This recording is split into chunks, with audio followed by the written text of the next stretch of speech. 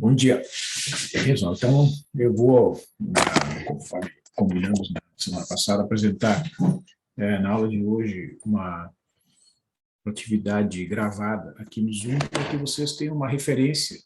E eu escolhi, então, a resolução de exercícios para apresentar, né, alguns argumentos baseados nas demonstrações, nas propriedades que foram já vistas do conjunto dos números reais, né, que eu já comentei com vocês aqui, que é um conjunto que apresenta características únicas, né, quando a gente observa a formação do conjunto dos números reais como resultado da união dos números racionais, isto é, os números que são as divisões de números inteiros, né, como a gente conhece, né, 1/2, 2/3, 3/5, os próprios números inteiros são exemplos de números racionais, com o conjunto dos números irracionais, né, como a raiz quadrada de 2, a raiz quadrada de 3, o número e, o número de Euler, o número i, e tantos outros números que são irracionais e que, na verdade, formam a grande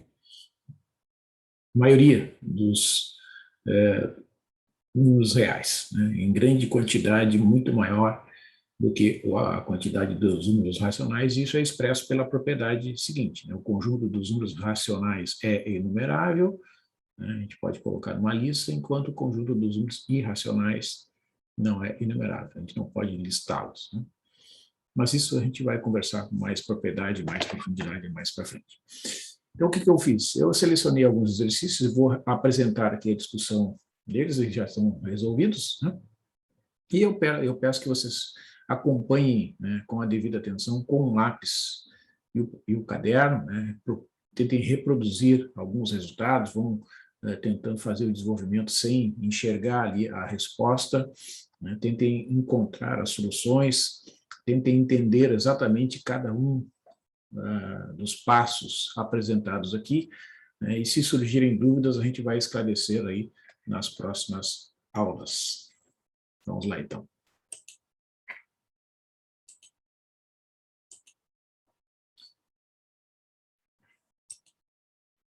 Bom, então, aqui, né, esse primeiro exercício que a gente já comentou, a pergunta é qual é o interior, né, do conjunto 0,2. Aqui nós temos um intervalo aberto na extremidade inferior e fechada na extremidade superior, né? Então, o intervalo 0,2, a notação que representa o conjunto dos números reais, né, o conjunto de valores x que pertence ao conjunto dos reais, em que o x é estritamente maior que zero e menor ou igual a 2. Né? Portanto, o zero, por exemplo, é um elemento que não pertence a esse conjunto, mas o x igual a 2 pertence.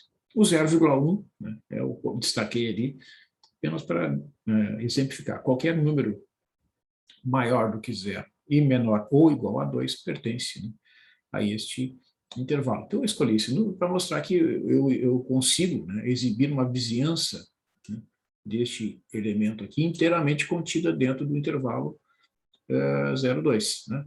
Por exemplo, uma vizinhança de raio 0,01, né, 1/100. Então, se eu subtrair 1/100 e somar 1/100 ao valor de 0,1, o resultado será 0,09, né? É só fazer a continha aqui, ó. 0,1 menos 0,01, né, dá 0,09.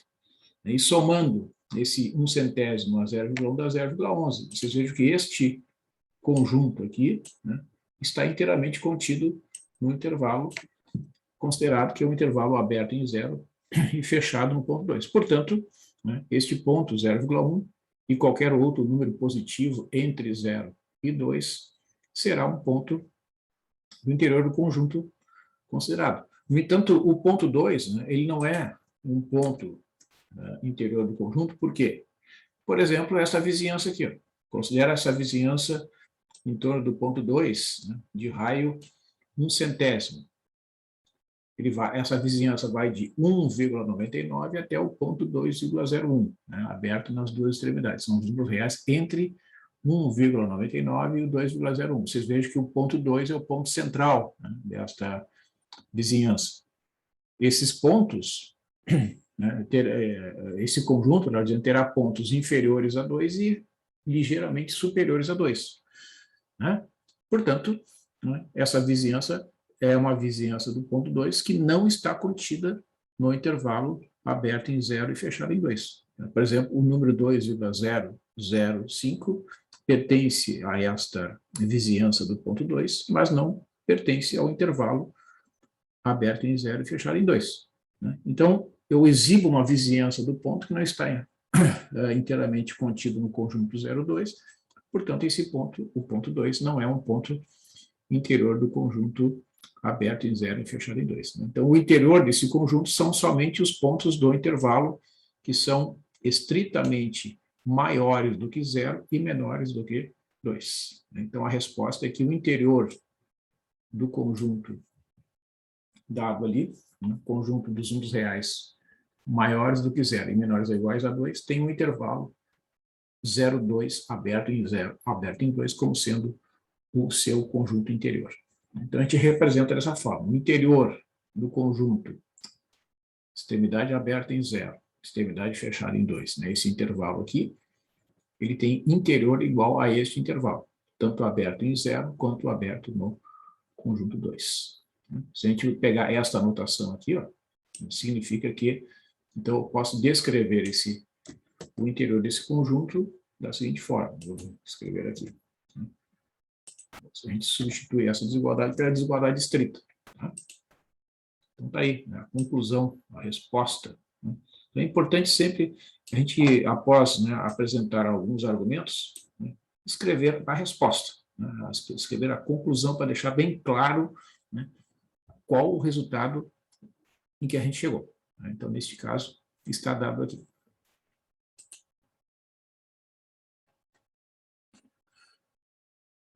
Outro exemplo, então, é a determinação do supremo do conjunto X formado pelas frações da forma n sobre 2n mais 1, onde o n pertence ao conjunto dos números naturais. Nós temos que este conjunto, quando a gente seleciona n igual a 1, n igual a 2, n igual a 3, n igual a 4, resultará na sequência de frações, né? 1/3, 2/5, 3/7, 4/9, depois vai ficar 5 sobre 11 avos e assim sucessivamente. Né? Então, a gente vê que quando n vai para infinito, né, é só a gente analisar aqui, ó, quando n vai para infinito, este termo 1, né, ele se torna insignificante perto deste termo 2n. Então, lá no infinito, o n vai ficar dividido pelo dobro dele, aproximadamente, né? Então, n dividido pelo dobro dele, a tendência é dessa divisão tender a 1/2. Então, este é o candidato, né, ao supremo desse conjunto. Né?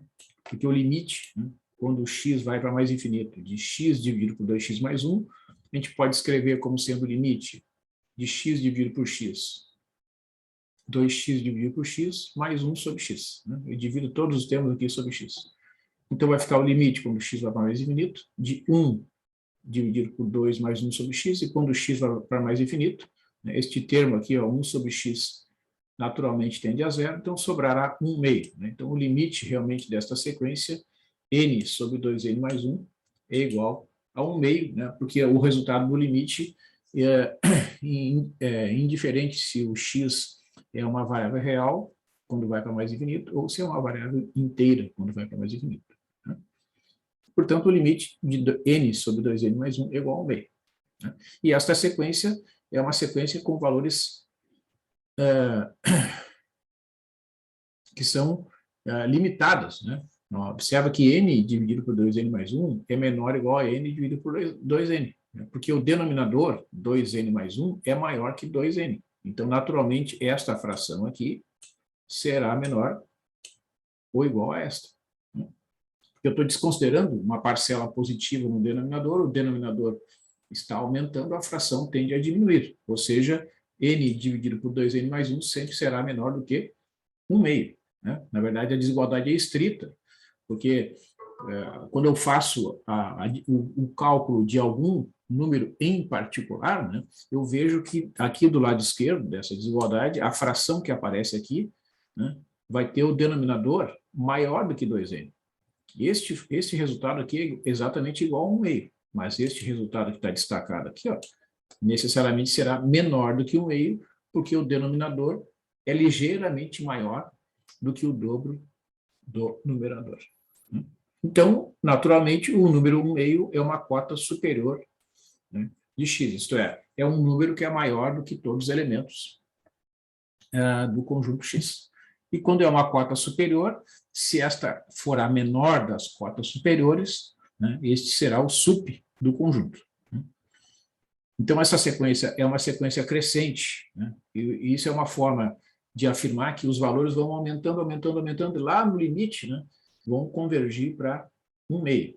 Né? E uma forma de comprovar que esta sequência é crescente, né, é mostrar que o AN mais 1 é maior ou igual ao AN. Né? Isso equivale a dizer que, se eu provar que AN mais 1 menos o AN é maior ou igual a 0, então, né, eu terei provado que o AN mais 1 é maior ou igual ao AN. Então, a gente subtrai essas duas quantidades, AN mais 1 menos o AN. Né? O AN mais 1 é obtido pela substituição aqui na definição do AN. Coloca N mais 1 aqui no lugar do N, né? Vai ficar N mais 1 sobre 2 vezes N mais 1 mais 1, ou seja, teremos N mais 1 dividido por 2N mais 3, menos N dividido por 2N mais 1. Portanto,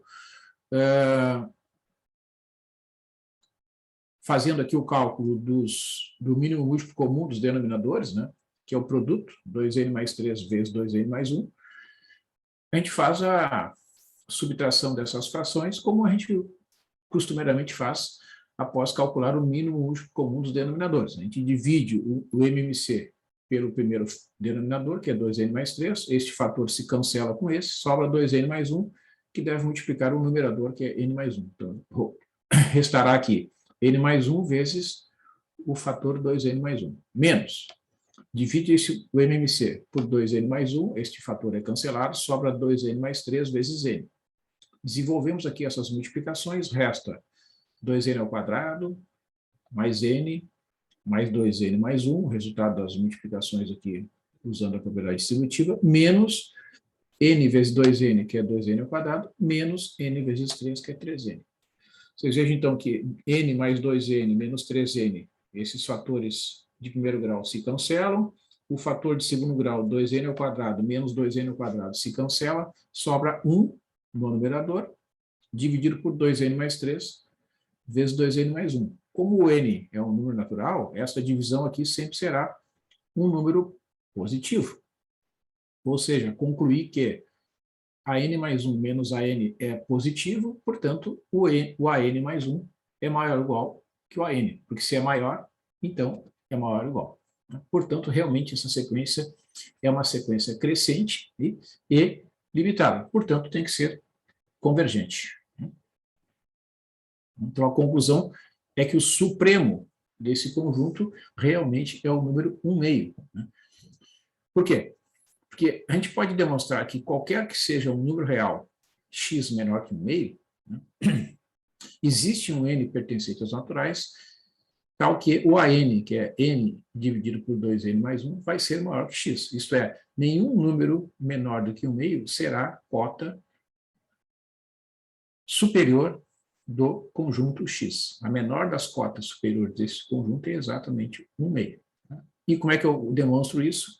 Para eu provar que eu consigo achar um n de modo tal que n dividido por 2n mais 1 seja maior que x, eu observo que isso aqui, essa desigualdade, né, ela é equivalente a essa porque o 2n mais 1 é um número positivo. Então, se eu multiplicar 2n mais 1 por x, a desigualdade é mantida. N é maior do que 2n mais 1 vezes x.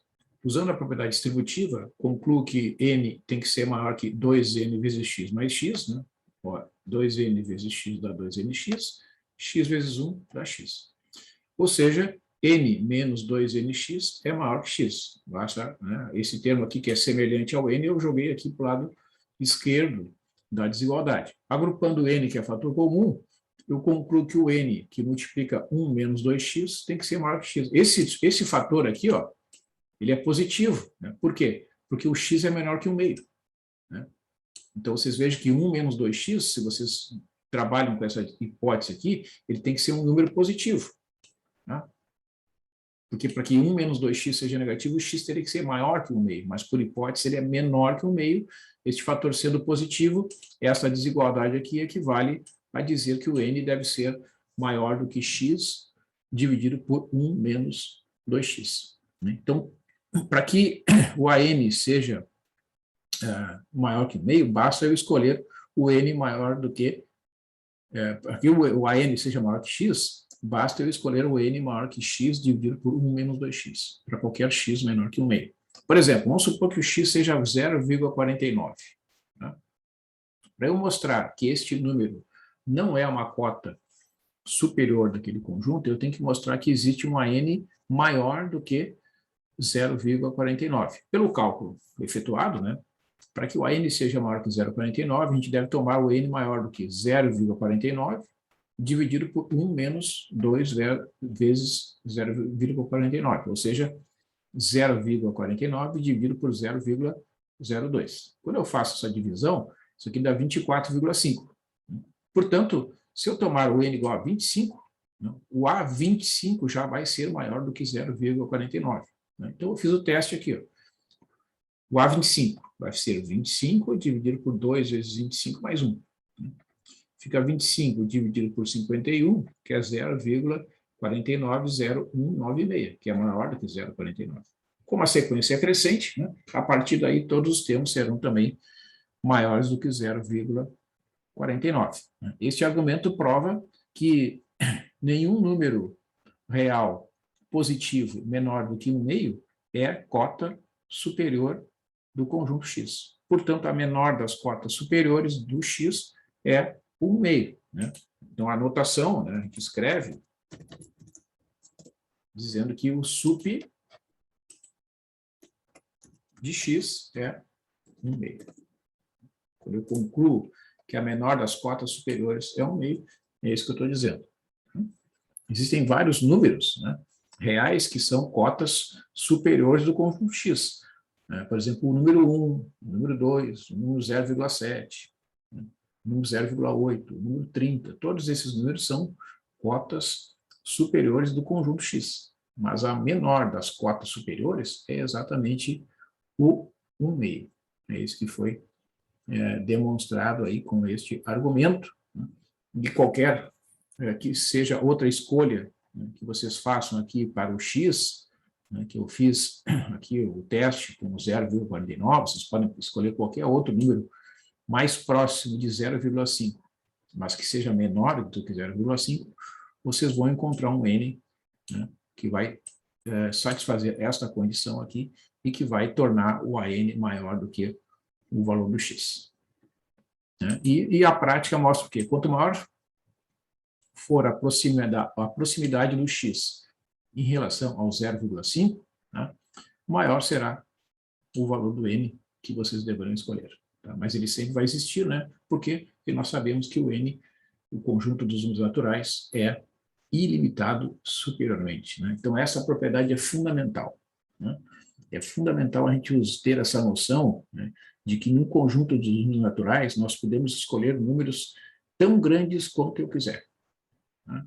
Isso é extraordinário. Né? É uma propriedade que a gente diz, então, que o conjunto dos números reais é arquimediano. Né? Dentro dele existe um subconjunto, que é o conjunto dos números naturais, que é ilimitado superiormente. E, portanto, o próprio conjunto dos números reais também é ilimitado superiormente. Muito bem.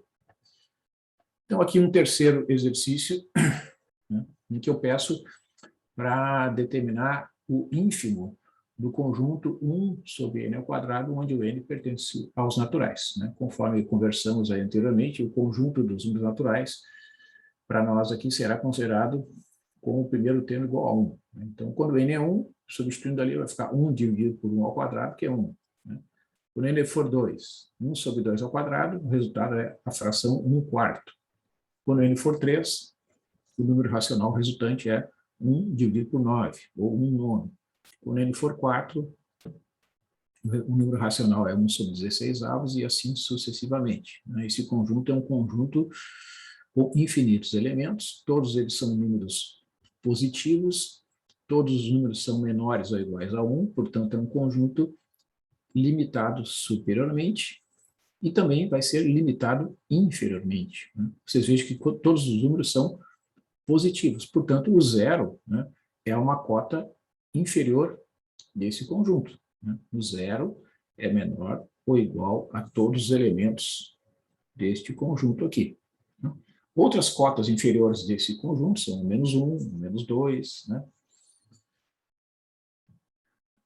Pela definição, o ínfimo de um conjunto é a maior das cotas inferiores, né? Então, de todas as cotas inferiores desse conjunto, a gente vê que o zero é a maior delas. Portanto, o candidato, né, a ser o ínfimo do conjunto X é exatamente o número real igual a zero, tá? Então, o ínfimo desse conjunto é o zero, e é isso que nós vamos desenvolver aqui os cálculos para comprovar que o zero é a maior, né, das cotas inferiores do conjunto X. Então, em primeiro lugar, observar que 1 sobre n ao quadrado é sempre maior ou igual a zero, né? Portanto, a igual a zero é uma cota inferior desse conjunto, né, por definição. Se o zero é menor ou igual a todos os elementos, o zero é uma cota inferior. Por outro lado, dado qualquer número positivo, epsilon, né, como o conjunto dos números naturais ele é ilimitado superiormente, a gente sabe que existe um número natural n pertencente aos naturais, tal que a divisão 1 sobre n é menor que epsilon, né? Isso é uma propriedade que nós vimos lá na demonstração de que o conjunto dos números naturais é ilimitado superiormente. Portanto, como 1 sobre n ao quadrado é menor do que 1 sobre n, que é menor que epsilon, resulta que 1 sobre n ao quadrado será, portanto, menor do que epsilon, já que essa desigualdade ela é transitiva, né? Assim, nenhum número positivo é cota inferior desse conjunto, né, formado pelos números da forma 1 sobre n ao quadrado, com n pertencente aos naturais, isto é, o ínfimo do conjunto X é exatamente o zero. Então, lembrando, né, que eu faço aqui aquele raciocínio que, dado qualquer número positivo epsilon, sabemos que existe um número n pertencente aos naturais, tal que 1 sobre n é menor que epsilon.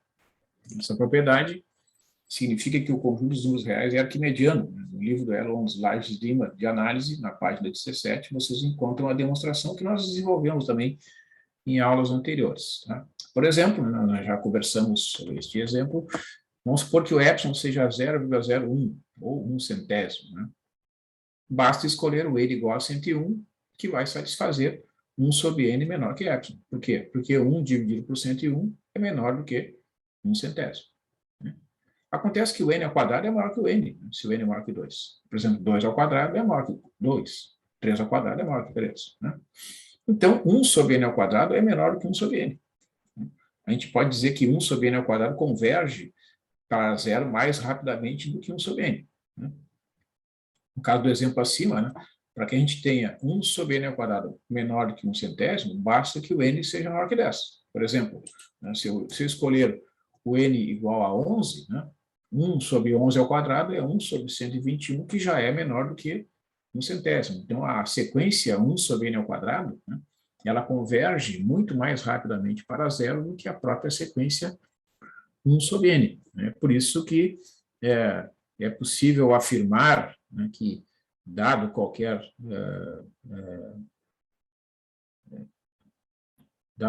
número positivo epsilon, né, é possível encontrar um n de modo tal que 1 sobre n ao quadrado seja menor que epsilon. Né? E esse valor do n será até menor do que quando a gente compara com a sequência 1 sobre n. Né? Então, nenhum número positivo vai ser cota inferior desse conjunto, portanto, a conclusão é que o ínfimo desse conjunto X é realmente, né, o número real igual a zero. Né? Então, vejo que isso significa, né, que, na medida que a gente desenvolve, digamos assim, os elementos desta sequência, isto é, escolhe valores crescentes do n, 1, 2, 3, 4, 5, 6, 7, 8, e assim sucessivamente, 100, depois 1000, depois 1001, 1002, vai indo, de um em um. Né? Os termos dessa sequência, os elementos desse conjunto, vão se aproximando do número zero, né?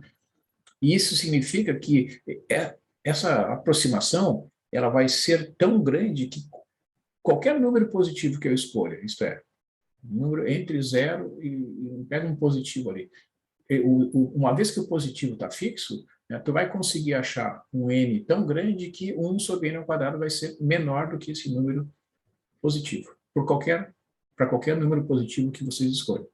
Isso significa, né, que o ínfimo do conjunto é exatamente o zero, né, porque todo e qualquer número positivo que vocês escolham, 0,01, 0,0001, etc., pode botar um monte de zeros. Tu vai escolher, né, tu vai descobrir um n tão grande que o 1 sobre n ao quadrado, né, vai ser menor do que esse número positivo. Vocês podem testar aí para qualquer epsilon positivo. Tá? Vocês sempre vão encontrar um valor de n que vai satisfazer aquela condição ali, porque, de novo, né, o conjunto dos números naturais ele é ilimitado superiormente. Então, se for preciso pegar n igual a 1 trilhão, 1 quaquilhão, 10 na 20, 10 na 30, 10 na 50, não tem problema. É um número natural, como qualquer outro, que vai ser suficiente para que aquela condição seja satisfeita. Né? Mas ele não vai passar para os negativos. Então, ele vai chegar e, quando chegar, né, não é que vai chegar, ele vai ter uma fronteira. Né? Que fronteira é essa? É o zero. Né? E não vai passar para os negativos. Né? Então, o zero, né, é o ínfimo desse conjunto. Então, é um processo infinito. Né? É isso que tem que ficar claro. O processo de aproximação é um processo infinito, e o que ele quer dizer, né, é que não existe nenhum número positivo que possa ser cota inferior deste conjunto.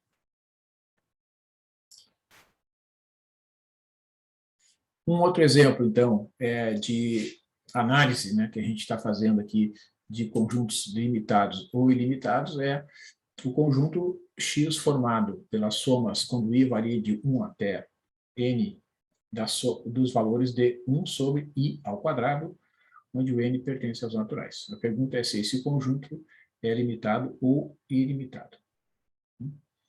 Então, as somas parciais da série 1 sobre N ao quadrado, quando N varia de 1 a mais infinito, são os elementos do conjunto X. Vejam, se eu somar, né, se eu fizer aqui a substituição do N por 1, vai ficar o somatório, quando I varia de 1 até 1, de 1 sobre I ao quadrado, que é simplesmente o primeiro termo, que é 1.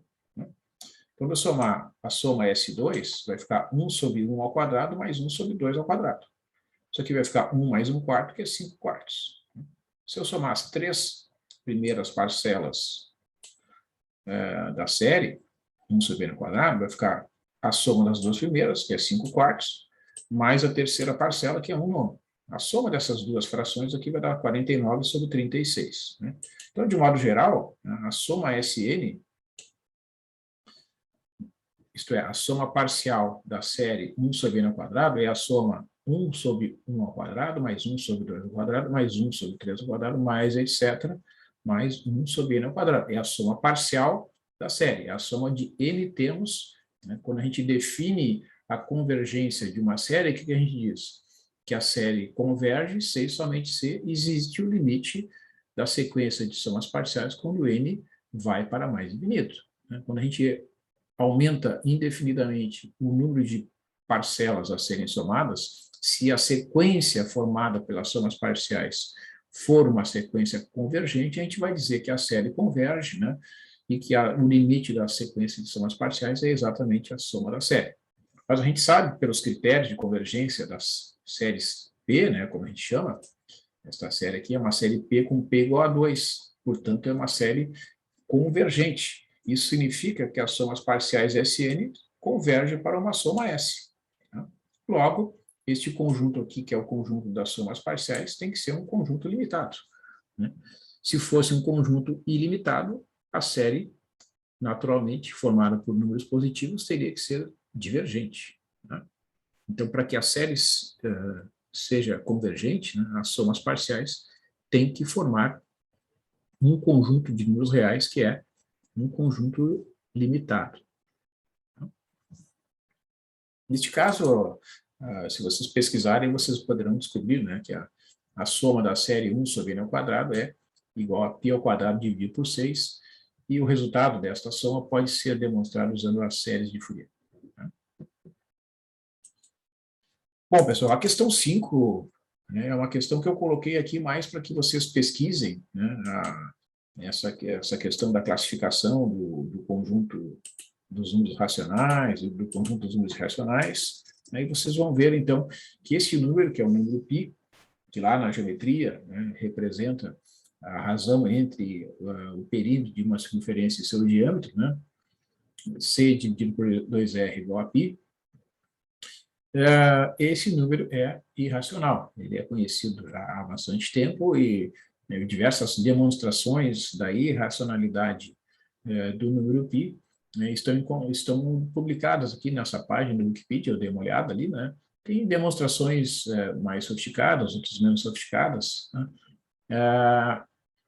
E algumas delas usando integração por partes e fórmulas de recorrência, né? Então, se alguns de vocês quiser detalhar aqui em alguma apresentação futura a demonstração da irracionalidade do número π, a gente pode combinar, né, numa aula, uma apresentação breve desta propriedade. Eu posso ajudar vocês aí nos detalhes, né, da demonstração da irracionalidade do número π.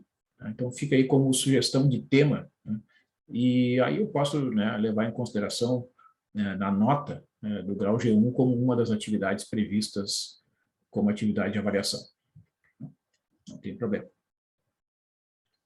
Então, aqui, no exercício número 6, a gente vai considerar a sequência de números a n igual a 1 mais 1 sobre 2n, tudo isto elevado na enésima potência, e o n igual a 1, 2, 3, etc. Então, essa sequência é formada por números racionais, mas ela converge para o número irracional, né? Nós temos o AN é 1 mais 1 dividido por 2n elevado na n. Essa sequência é formada de números racionais positivos, porque observa, o que é o AN? Essa divisão. Se eu calculo a soma de dois números racionais, né, como é que a gente calcula a soma? A gente calcula o MMC, né, e reduz as duas frações ao mesmo MMC. Então, 2n vezes 1 dá 2n, 2n dividido por 2n dá 1, vezes 1 dá 1. Então, essa fração aqui, a soma dessas duas frações é igual a esta fração, 2n mais 1 dividido por 2n. Como essa fração está elevada na enésima potência, né, o que dizem as propriedades, né, da potenciação? Quando eu tenho uma fração da forma p sobre q elevado na enésima potência, isso equivale a calcular p elevado na n dividido por q elevado na n. Então, eu tenho 2n mais 1 no numerador, 2n mais 1 elevado na n, e no denominador, 2n elevado a n. Né? Então, isso aqui são potências de números naturais. Ora, uma potência de um número natural é um número natural, porque é 2n mais 1 vezes 2n mais 1, n vezes. 2n elevado a n também é um número natural. Então, isso aqui é uma divisão de números inteiros positivos, né, de números naturais, portanto, é um número racional, né, para todo n pertencente aos naturais. Tá? Então, realmente, né, a sequência é um número, para qualquer valor de n pertencente aos naturais, o AN, né, que é definido por 1 mais 1 sobre 2n elevado a n, é um número racional. Tá? Então, essa é a primeira propriedade, né, que vocês devem verificar, né, neste exemplo. Né? Nós temos uma sequência que, pela fórmula definidora, que envolve operações com números naturais, como a potenciação e a divisão, o resultado final, né, uma vez que a gente substitua o n por 1, por 2, por 3, cada termo, cada elemento desta sequência é um número racional, é uma divisão de dois números inteiros e além disso, são positivos. Portanto, o AN, além de ser um número racional, é um número positivo. Assim, se eu chamar de y, né, 1 mais 1 sobre 2n elevado a n, tomando o logaritmo natural dos dois lados, resulta em logaritmo natural de y igual ao logaritmo natural de 1 mais 1 sobre 2n elevado a n. Pelas propriedades do logaritmo, esta expressão, logaritmo da potência enésima, é igual a n vezes o logaritmo de 1 mais 1 dividido por 2n, né? E esta multiplicação por n eu posso expressar como sendo igual ao logaritmo de 1 mais 1 sobre 2n dividido por 1 sobre n. Né? Pelas propriedades da divisão de números racionais, né? Esta fração aqui é igual a essa multiplicação, né, de n por logaritmo de 1 mais 1 sobre 2n. Quando n vai para mais infinito, quando n tende a mais infinito, esta expressão, né, se torna uma indeterminação da forma 0 sobre 0, porque quando n vai para infinito, o logaritmo de 1 mais 1 sobre 2n vai tender a logaritmo de 1. Essa parcela aqui, ó, no infinito, né, já que o n está no denominador e o numerador é uma constante, essa parcela vai diminuindo, vai tendendo a zero, vai ficar logaritmo natural de 1, que é zero. Então, o limite do numerador é zero, e o limite do denominador, que é 1 sobre n, quando n vai para mais infinito, também terá limite igual a zero. Nós temos uma divisão em que as duas parcelas, tanto o numerador quanto o denominador, tendem simultaneamente a zero, que é o que a gente chama de uma indeterminação da forma 0 sobre 0. Assim, a gente pode considerar a variável x no lugar do n, né, para poder usar a regra L'Hopital, já que a gente vai ter uma variável contínua x quando o limite dessa expressão, para calcular o limite dessa expressão quando x vai para mais infinito. Nós teremos, então, o limite de x para mais infinito de logaritmo de 1 mais 1 dividido por 2x, dividido por 1 sobre x. Pela regra L'Hopital, isso é igual ao limite, quando x vai para mais infinito, de derivada do logaritmo de 1 mais 1 sobre 2x é 1 dividido por 1 mais 1 sobre 2x, vezes a derivada de 1 sobre 2x, que é menos 1 sobre 2x ao quadrado, pela regra da cadeia. E a derivada do denominador, que é menos 1 sobre x ao quadrado. Vocês vejam, então, que isso aqui é um fator multiplicativo, né? O 1 sobre x ao quadrado é um fator comum, né? O sinal de menos também é fator comum, então vai sobrar o fator 1 meio, vezes o limite de 1 dividido por 1 mais 1 sobre 2x. Quando x vai para mais infinito, este fator 1 sobre 2x tende a zero, então essa fração aqui vai tender a 1 vezes 1 meio, que é limite igual a 1 meio. A conclusão é que a sequência AN 1 mais 1 sobre 2n elevado a n é uma sequência de números racionais e que converge para e elevado a 1 meio, que é a raiz quadrada de e, que é um número irracional. Por quê? Se o limite do logaritmo de y, que é o limite, quando x vai para mais infinito, do logaritmo de 1 mais 1 sobre 2x, dividido por 1 sobre x, é igual a 1 meio, né?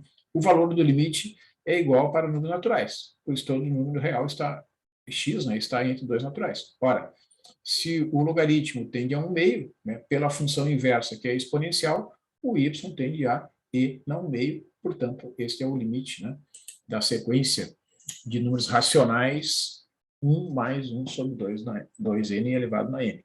Então, vejam que, mais uma vez, né, nós temos uma sequência de números que são números racionais, né, mas no limite a sequência converge para o número irracional. Isso que eu falei para vocês, né, o conjunto dos números racionais e irracionais, eles estão, né, os pontos estão tão próximos, né?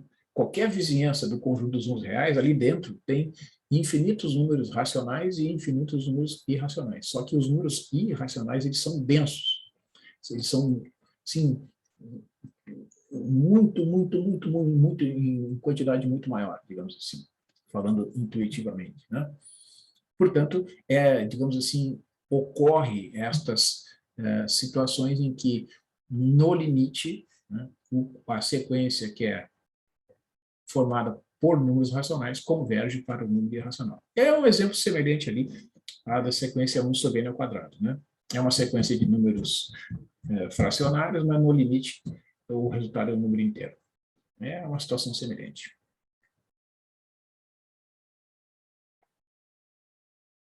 Então, conclusão, né, para a gente dar o fechamento, os cálculos acima equivalem a dizer que o limite, quando ele vai para mais infinito, de 1 mais 1 sobre 2n elevado a n, é igual a n a 1 meio, que é um número irracional. Né? A gente aqui está usando a função inversa do logaritmo. Né? O limite do logaritmo de y é 1 meio. Então, o limite do y tem que ser igual a e ao meio. Né? E por que foi tomado o logaritmo? Para poder usar a regra de L'Hopital. Então, é um recurso interessante quando a gente tem potenciações, né, para poder calcular os limites no infinito, né, é transformar, através da aplicação do logaritmo, naquela sequência, num produto, e o produto num quociente, e poder usar a regra de L'Hopital, que não pode ser usada diretamente. E, por último, né, um exemplo, então, de um conjunto, que eu pergunto lá, o conjunto X, formado pelas potências de 2 elevado a n, onde o n é um número natural. Esse conjunto é ilimitado superiormente? Justifique. Então, o que nós temos? Que 2 na n é 1 mais 1 elevado a n. Já que o 2 é 1 mais 1, então eu posso escrever que 2 na n é 1 mais 1 elevado a n. Pela desigualdade de Bernoulli, 1 mais 1 elevado a n é maior ou igual a 1 mais n. Então, como o conjunto de números naturais é ilimitado superiormente, ó, vocês vejam, este conjunto, né, da forma 1 mais n é o próprio conjunto dos números naturais. E o que eu estou demonstrando aqui? Que a sequência formada por 2 na n é formada por números maiores ainda do que 1 mais n. Ora, se esse conjunto aqui é ilimitado superiormente, o conjunto formado por números ainda maiores, né, é também ilimitado superiormente. Tá? Então, é uma consequência direta da aplicação da desigualdade de Bernoulli. O mesmo argumento pode ser usado para demonstrar que o conjunto formado pelas potências de 3 na n, né, 3 na n, onde o n pertence aos naturais, também é ilimitado superiormente, porque o 3 na n é 1 mais 2 elevado a n, e pela desigualdade de Bernoulli, isso aqui é maior ou igual a 1 mais 2 vezes n. De novo, 1 mais 2 vezes n, né, naturalmente, é um conjunto ilimitado superiormente, porque inclusive, formado por elementos que são maiores do que o próprio n. Né? Então, sempre que eu tenho uma desigualdade a favor, né, aqui a desigualdade está a favor do 3 na n, né, o 3 na n é ainda maior do que 1 mais 2n. Ora, este conjunto aqui é naturalmente ilimitado superiormente, portanto, o que é ainda maior vai ser ilimitado superiormente. Ou seja, de modo geral, né, sempre que eu tiver um número maior que 1, né, sempre que o A for maior que 1, né, o A é o número real maior que 1, o conjunto das potências sucessivas de A, né, A elevado a n, onde o n pertence aos naturais, é um conjunto ilimitado superiormente.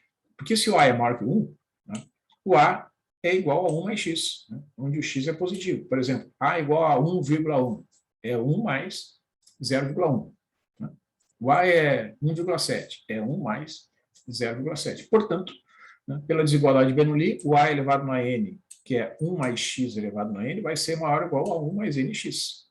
Como o x é positivo, este fator n vezes x vai ser ilimitado superiormente, né? Porque o n é natural, multiplicado por x, que é positivo, né? Esse número será sempre positivo. E nós sabemos que o conjunto dos números reais é arquimediano, né? Portanto, esse produto aqui, ó, n vezes x, pode ser tornado tão grande quanto eu quiser. Né? Isso é uma das propriedades que nós vimos lá na demonstração do teorema, né, em que a gente tem 3 propriedades que são equivalentes. Ora, essa desigualdade, né, está a favor do A na N. Né? O A na N é maior ainda do que 1 mais Nx. Certo? Então, isso prova que a sequência formada pelas potências sucessivas de A elevado a N, com N pertencentes naturais, é um conjunto ilimitado superiormente. Né? Certo?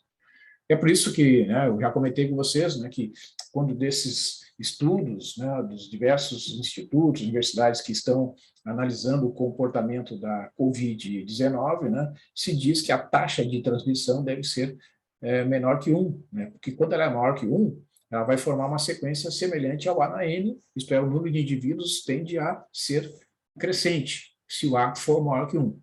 Por outro lado, se o A for menor que 1, a tendência desse conjunto é ser um conjunto limitado e que vai ter valores decrescentes para zero à medida que o n vai para infinito. Né? Então, quando o A é maior que 1, o conjunto, concluindo este exemplo, né, quando A é maior que 1, um conjunto formado por pelas potências sucessivas de A na N, quando N pertence aos atuais, é um conjunto ilimitado superiormente.